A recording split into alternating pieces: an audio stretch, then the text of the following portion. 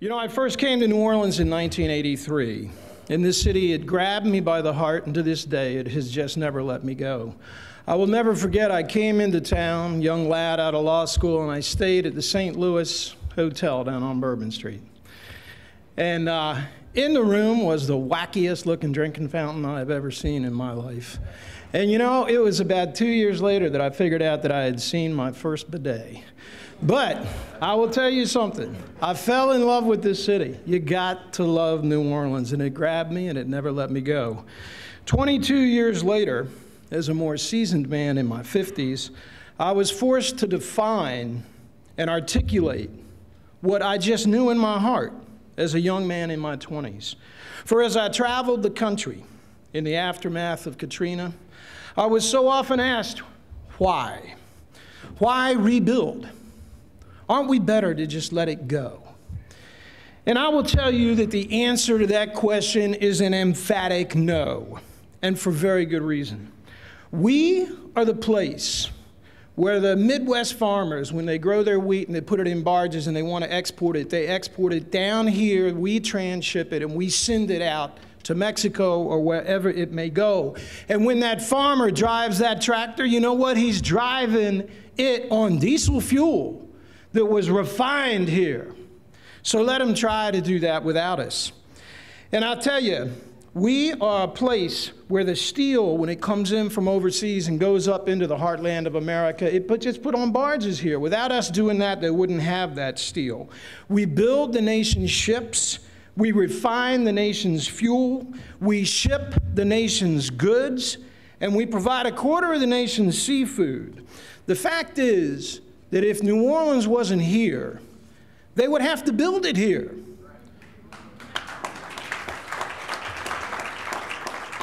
But you know what? If they tried to do it, they could just never get it right. They could never give us what we have.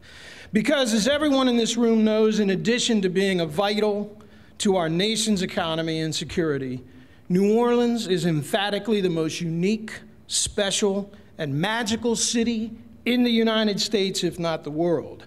We are the result of a special blend of Spanish, French, African, Caribbean, and American cultures that have somehow combined to give us the greatest music, the greatest art, the greatest food, and the greatest culture anywhere on this earth. And it's all served up. It's all served up in a magical atmosphere of history, culture, fun, and soul that you get nowhere else. You know, without our rich cultural diversity, that blend, that soul, it just could not exist. Yes, it's our diversity. It's our diversity that is the nub of what makes New Orleans so great. And with all of that going for us, we could be the greatest city in the world. But sadly, we are not. We have allowed the diversity that lies at the core of our strength to split us apart and prevent us from moving forward.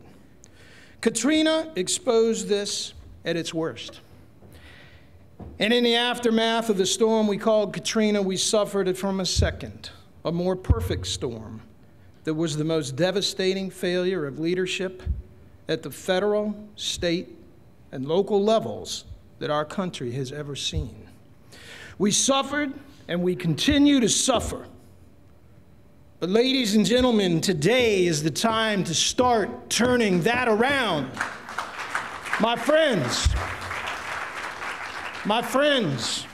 we owe it to ourselves, our children, and our grandchildren to do better than we have done. We must, and we must quickly. So I think that it is impossible to overemphasize the importance of the upcoming election for our next mayor.